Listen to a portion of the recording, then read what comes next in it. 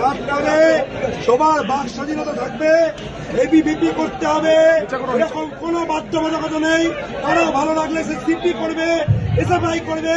আমরা কলেজে গণতন্ত্রের পরিবেশ ফেরাতে চাই, বাংলায় শান্তি ফেরাতে চাই, শান্তি চাই। রামকৃষ্ণ আইভিএফ সেন্টার, মা হওয়ার স্বপ্ন পূরণ। নির্ভরযোগ্য চিকিৎসা এখন আপনারই শহরে, জীবনরেখা হসপিটাল।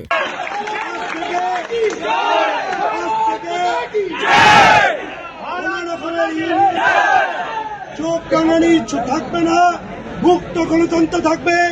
আমরা শুধুমাত্র এবিভিপি তারাই কলেজ চালাবো এমনটা নয়, সকলকে সাথে নিয়ে কলেজ চালাবো। আর আজকে এখান থেকে কথা দিচ্ছি, 1 বছরের মধ্যে ছাত্র সংসদ নির্বাচন হবে। যদি আমরা জিতে আসি আমরা কলেজে থাকবো, যদি অন্যরা জিতে আসে আমরা জায়গা ছেড়ে দেব।